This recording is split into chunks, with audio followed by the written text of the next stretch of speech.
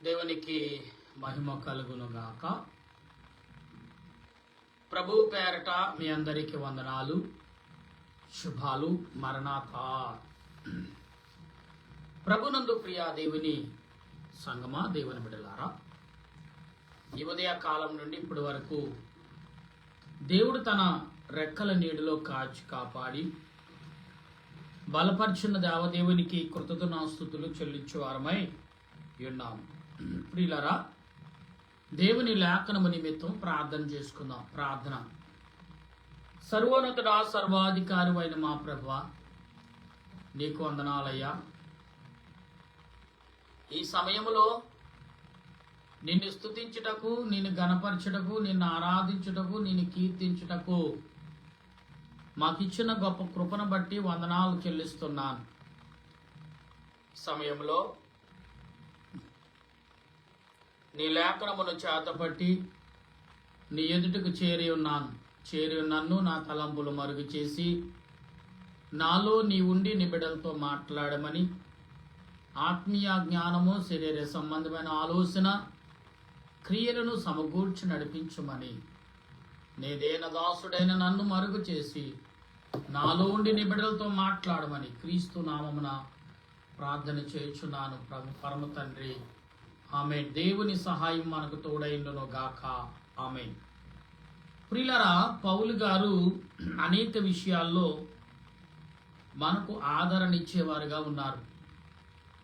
ఇటువంటిదంటే పరిశుద్ధాత్మ దేవునికి ఇష్టలుగాను మనం మారామని రీతిని బట్టి మనం అర్థం చేసుకోవాలి. దేవుడు ఆయన కృపలో ఎన్నో రకాల విషయాలు మనకు అందిస్తూనే ఉన్నారు. అయితే ఈ సమయంలో దేవుని వాక్యము నిమిత్తం విషయాలు తెలుసుకున్నప్పుడు పౌలు గారు చెప్పుచున్న, నీ సంతానమునకును వాగ్దానము చేయబడును, ఆయన అనేకులను గూర్చు అన్నట్లు నీ సంతానమునకు అని చెప్పగా, ఒకని గూర్చి అన్నట్టే మీ సంతానమునకును అనెను, ఆ సంతానము క్రీస్తు.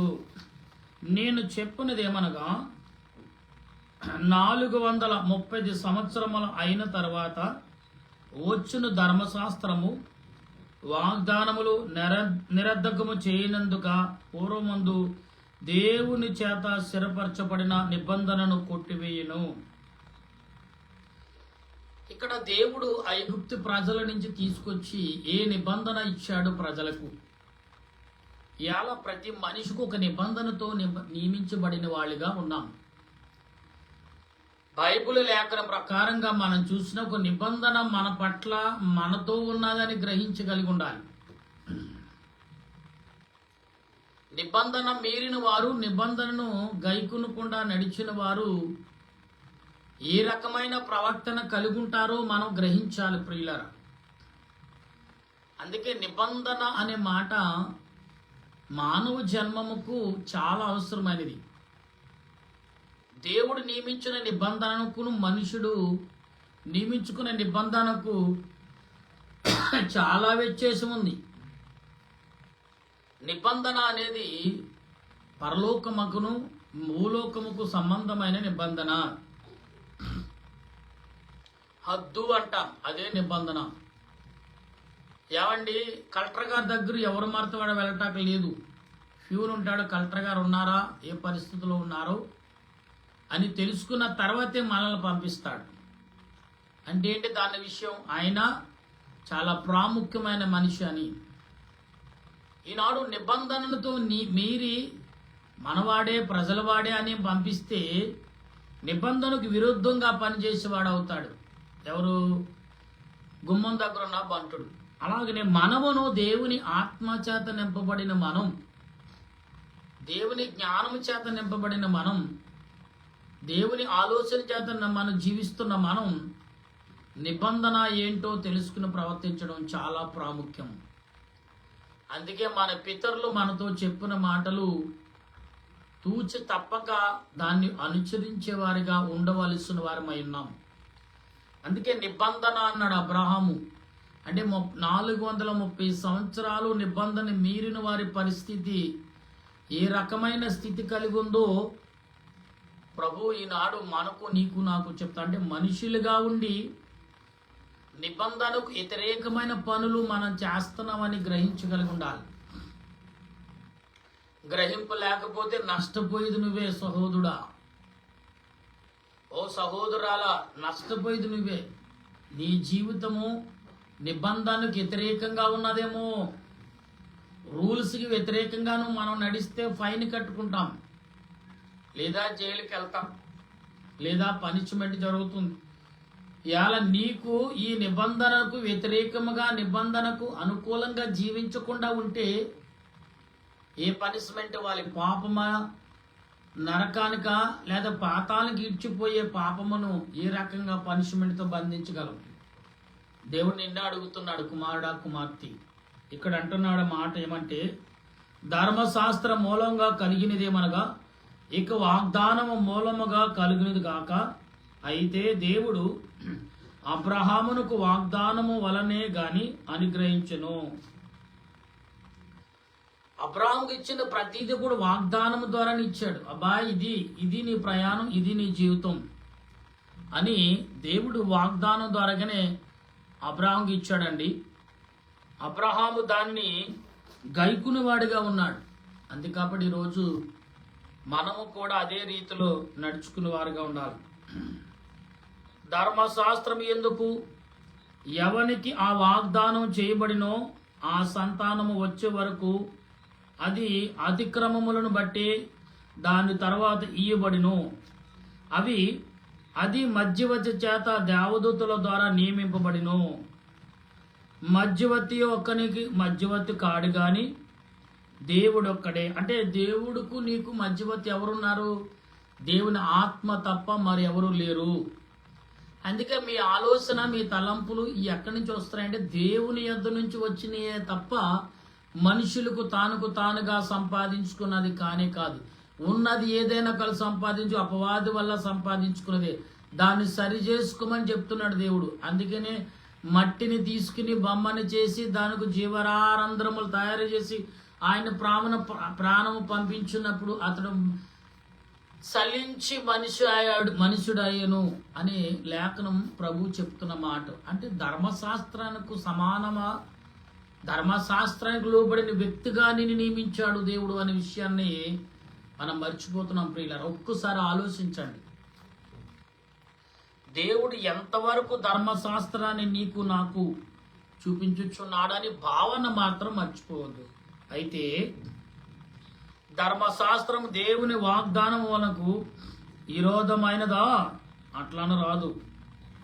జీవింపచేయ శక్తి గల ధర్మశాస్త్రము ఈ బండి ఉన్న ఎడల వాస్తవముగా నీతి ధర్మశాస్త్రమును మూలముగానే కలుగును గాని యేసుక్రీస్తు యందలి విశ్వాసం మూలముగానే కలిగినది వాగ్దానము విశ్వసించే వారికి అనుగ్రహింపబడినట్లు లేఖనము అందరినీ పాపములో బంధించెను. అంటే లేఖనమును పాపములో బంధించిందంటే కారణం ఏంటి? మనం ఒక ధర్మశాస్త్రానికి లోబడకుండా జీవించటం వల్ల సాతాను గడు ఏం చేస్తున్నాడు? వచ్చి నిన్ను లోబర్చుకుని తన స్థలంలోకి ఈడ్చుకుపోతాడు. అప్పుడు ధర్మశాస్త్రం ఉంది, ధర్మశాస్త్రం లోబడ్డాను నేను అంటే అప్పుడు అంటాడు, నువ్వు ధర్మశాస్త్రానికి దేన్ని బట్టి లోబడ్డావో నాకు చూపించు అన్నాడు సాతాను గారు. అందుకే అపోస్తుడు పౌలు ఎవరో తెలుసు, శిష్యులు ఎవరో తెలుసు, యేసుప్రభు ఎవరో తెలుసు, యేసుప్రభు యొక్క భక్తులు ఎవరో నాకు తెలుసు, నువ్వెవరు అంటున్నాడు. ఇది చాలా మంది గ్రహించక ఆలోచించిన మాటలు. మేము వెళ్ళడక పాక ముందు ఇక ముందుకు బయలుపరచబడు విశ్వాసమును వారముగా చెరలో ఉంచబడినట్లు మనము ధర్మశాస్త్రంలోనైన వారమైతిమి. కాబట్టి మనము విశ్వాసం మూలమనగానే నీతిమంతులమని తీర్చబడినట్లు క్రీస్తునద్దకు మనకు నడిపించుటకు ధర్మశాస్త్రము బాలశిక్షకుడు ఆయను. అయితే విశ్వాసం వెల్లడాయన గనుక ఇక బాలశిక్షణ కింద ఉండము. అంటే బాలుడైన యేసుక్రీస్తు ప్రభు యొక్క కింద ఉండకుండా మన ధర్మశాస్త్రం యొక్క దాంట్లోనికి దేవుడు మనల్ని తీసుకెళ్ళాడు. యేసు ప్రభు యొక్క రక్తము ద్వారా బాలశిక్షలో నుండి పెద్దవారి యొక్క గుంపులోకి మనల్ని చేర్చాడు. అందుకే ధర్మశాస్త్రం మీకు లోబడే గుంపులో ప్రభు నిన్ను నన్ను నిలబెట్టాడు. అందుకని ఈరోజు ఈ సాయంకాల పూట మనం వింటున్నా నీవు నేను కానీ ఒక ధర్మశాస్త్రం మనకు ఉంది, దాన్ని బట్టే కట్టుబడి ఉన్నాం, దాన్ని బట్టే నడుస్తున్నాం, దాన్ని బట్టే జీవిస్తున్నామని ఆలోచన నీకుందా? ఉంటే ఏ రకమైన ఆలోచనలు కలిగి ఉన్నాం, ఏ రకమైన తలంపులతో మనం ఉన్నాం అంటే ఇక్కడ అంటున్నాడు, క్రీస్తునందు మీరందరూ విశ్వాసం వలనే దేవుని కుమారులై ఉన్నారు. క్రీస్తులోనికి బాప్తీసం పొందిన మీరందరూ క్రీస్తును ధరించుకున్నారు. ఇందులో యూదుడని క్రీస్తు దేశస్థుడని లేదు, దాసుడని స్వతంత్రుడని లేదు, పురుషుడని స్త్రీ అని లేదు.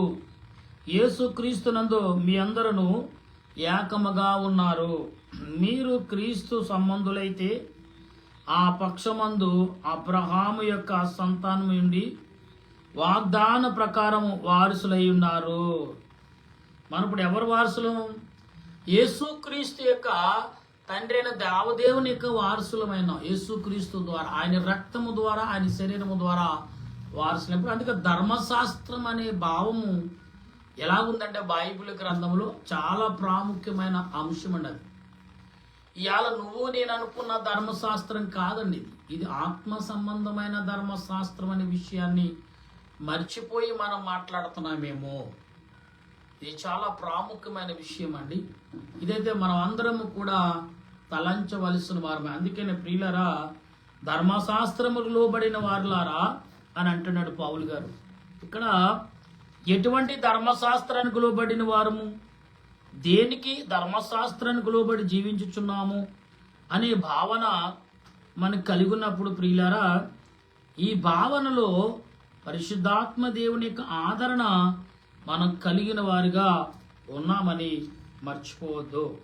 కనుక దేవుడు ఈనాడు నీకు నాకు చూపించుచున్న ఈ సూచక్రియలు అన్నిటినీ ఎలాంటిదంటే ఆత్మ సంబంధమైన సూచక్రియలుగానే ఉన్నాయి. ఆత్మ సంబంధమైన సూచక్రియలుగానే ఉన్నాయి. ఇవన్నీ కూడా మనుషులకు అందించబడినవి. ఇదంతా మనుషులకు దేవుడు ఇచ్చిన ఆత్మ సూచక్రియలు. కనుక మీ అందరూ కూడా ధర్మశాస్త్రానికి లోబడి దేవుని యొక్క వాక్యముకు కట్టబడే స్థితిని ఆ పరిశుద్ధాత్మ దేవుడు ఈ కొన్ని మాటలో ఈ సాయంకాలం పూట నీకు నాకు అందించినట్లు మన జీవిత ప్రయాణములు, మన ఆలోచనలు, మన క్రియలు అన్నిటి విషయంలో ధర్మశాస్త్రాన్ని మరి నియమించబడింది. ధర్మశాస్త్రం ఉన్నదని, ధర్మశాస్త్రం వలనే మనము మరి ప్రయాణంలో ఉన్నామని, ధర్మశాస్త్రం వలనే మనం జీవించుచున్నామని మనం గ్రహించగలిగి ఉండాలి. దేవుడు చెప్తున్న ధర్మశాస్త్రం ఏంటంటే, నరులారా మీరు ధర్మశాస్త్రానికి లోబడి జీవించుచున్నారు. ఈ ధర్మశాస్త్రం మిమ్మల్ని బలపరిచేదిగా ఉంది. ఈ ధర్మశాస్త్రం మిమ్మల్ని ఆదరించేదిగా ఉంది. ఈ ధర్మశాస్త్రం మిమ్మల్ని పరలోక యొద్దకు చేర్చేదిగా ఉన్నది అని పౌలు గారు, అపోస్తలుడైన పౌలు గారు చెప్తున్నాడు. కాబట్టి ఈనాడు సాయంకాలం పూట ఈ యొక్క మరి మనం చదువుకున్న ఈ దినము 10వ తారీఖు మనం చదువుకుంటున్నాం ప్రియులరా. ఈ 10వ తారీఖు దినమును దేవుడు నీ పట్ల నా పట్ల చూపుచున్న క్రియ ఏదైతే ఉందో అది ఆత్మ సంబంధమైన క్రియగానే మనం భావించుకోవాలి. అప్పుడే పరిశుద్ధాత్మ దేవుని యొక్క ఆలోచనలోకి మనం రాగలం ప్రియులరా. కాబట్టి ఈ యొక్క రేపు శ్రాద్ధ దినము 11వ తారీఖు గనుక మనం అందరము కూడా గ్రహించి ఆయన ఎడల 2026 సంవత్సరంలో ఆల్రెడీ 10 రోజులు కూడా గతించిపోవడానికి సిద్ధంగా. అందుకే ధర్మశాస్త్రం చాలా ప్రాముఖ్యం అండి. మూలలు, మన తల్లిదండ్రులు మనకి ఇచ్చిన అద్దులు, దేవుడిచ్చిన అద్దులు, భూమి ఇచ్చిన అద్దులు, ఆకాశము, సూర్యుడు, చంద్రుడు, నక్షత్రాలు, ప్రకృతి అద్దులతో బ్రతుకుతున్నాయి, జీవిస్తున్నాయి. అద్దులు కలిగి మనం ఉన్నామా? అద్దులు లేకుండా, అద్దులు కాకుండా ప్రవర్తించే ప్రాసులారా, దేవుడు నిన్నే అడుగుచున్నాడు. నీ ఆలోచన ఎటువంటిది, నీ తలంపు ఎటువంటిది, నీ క్రియలు ఎటువంటివి? కనుక ఈ రోజున మీరు ఆలకిస్తున్నారా, వింటున్నారా? వింటే ఏ రకంగా వింటున్నారు, ఏ రకంగా ఆలోచిస్తున్నారు. అటువంటి తలంపు దేవదేవుడు నీకు నాకు మనందరికి అందించి అటు ఆలోచనతో ధర్మశాస్త్రానికి లోబడి జీవించుచున్న ప్రజల వలె మరి ఆనాడు 430 సంవత్సరాలు ధర్మశాస్త్రాన్ని మరిచిన జీవితం ఎలాగ కోల్పోయారు అలాగ మనం ఉన్నామా? ధర్మశాస్త్రానికి లోబడి జీవిస్తే దేవుడు ఏ రకమైన నీకు జీవితాన్ని ఇస్తున్నాడు, ఏ రకమైన ప్రయాణం నీకు కలగజేస్తున్నాడు ఒకసారి గ్రహించి కృపను పరిశుద్ధాత్మ దేవుడి సాయంకాల పూట మనందరికి అందించును గాక. ఆమేన్. ప్రార్థన చేసుకుందాం. మహోన్నతుడా నీ స్తోత్రాలు, ప్రేమగల రక్షక వందనాలు చెల్లిస్తున్న కొన్ని మాటలు నాయన క్లుప్తముగా నీ మాటలు, ధర్మశాస్త్రానికి లోబడే మాటలు, వాక్యము ద్వారా అనేక రీతిలుగా బయలుపరచబడిన మాటలు అందించి నడిపించి బలపరచమని నీదేన దాసుడైన నేను చేయుచున్న నా ప్రార్థన ఆలకించి ప్రభా, మా ప్రియులు నీ బిడ్డలు నీ ఆత్మతో నింపబడిన వారు, నీ ఆలోచనతో బలపడిన వారు, నీ శక్తి చేత ఆదరించబడుతున్న ప్రతి జనాంగము నీ చేతులకు అప్పగిస్తున్నాను. మేమందరం నీ ధర్మశాస్త్రానికి లోబడి జీవించుచున్నవారు, నీ ధర్మశాస్త్రంలో సాగుచున్నవారు, ప్రయాణాలు చేయుచున్నవారు అంటే మమ్మల్ని అందరూ నీ ఆత్మ చేత నింపి బలపరిచే దురాత్మ ఆలోచనను దూరపరిచి మా దేశాలు, మా పట్టణాలు, మా గ్రామాలు, మా యొక్క ప్రయాణాలు, మా ఆలోచనలు ఎందరో ప్రభా కోత పండగ అనే పంటలు పండించుకుని మరి పండగ సంక్రాంతి యొక్క దినాలు కూరు ప్రయాణం ఇప్పటికే చాలా మంది చేస్తూనే ఉన్నారు. వారి ప్రయాణాలన్నింటిలో తోడుగా ఉన్న నీ రక్షణ ఆదరణ మేలుకరముగా దీవునికరముగా ఆశీర్వాదకరంగా ఉంచి నడిపించమని ఏదైనా దాసుడే నేను చేయించిన నా ప్రార్థన నన్ను నా కుటుంబాన్ని మరణాత ప్రార్థన సన్నిధిని బైబిల్ మిషన్ మహాసభలను 26, 27, 28 3 దినాలు జరుగుచున్న ఈ సభలలో గొప్ప పనివారుగా చేర్చున్న పనివారు ప్రార్థనలు విజ్ఞాపనలు అన్నింటినీ నెరవేర్చి నడిపించి బలపరిచి దీవించమని మా రక్షకుడును ప్రభువైన యేసుక్రీస్తు యొక్క దివ్యమైన నామములు అడిగి ప్రార్థన చేయుచున్నాను మా పరమ తండ్రి. ఆమేన్. పరలోక మా పరమ తండ్రి నామను పరిశుద్ధపరచునుగా, నీ రాజ్యం వచ్చునుగాక, నీ చిత్తం పరలోకమందు నెరవేరినట్లు భూమి యందు నెరవేరును గాక. మనరుడు మొదలు మా ప్రార్థన చేసిన క్షమించిన ప్రకారం మా ప్రార్థన క్షమించు రాజ్యము శక్తి మహిమ నిరంతరం తండ్రి. ఆమేన్. యేసురత్మే జయం, అపాదిలో ప్రవేశరత్మే జయం, అపాదిలో ప్రవేశ సంపూర్ణ విజయం, అపాదిగంతక నాశనం. హల్లెలూయా హల్లెలూయా. స్తోత్రం స్తోత్రం. ఆమేన్ ఆమేన్ ఆమేన్. మన తండ్రి అయిన దేవుని కృప, దేవాతి దేవుని సన్నిధి, పరిశుద్ధాత్మ అన్యేక జీవితం ఇప్పుడు ఎల్లప్పుడు సదా తోడుగా ఉండి రాకడకు సిద్ధపరచును గాక. ఆమేన్ ఆమేన్ ఆమేన్. మీ అందరికి వందనాలు. మరణాత అందరికీ ఈ రాత్రికాల శుభాలు తెలియపరుస్తున్నాను.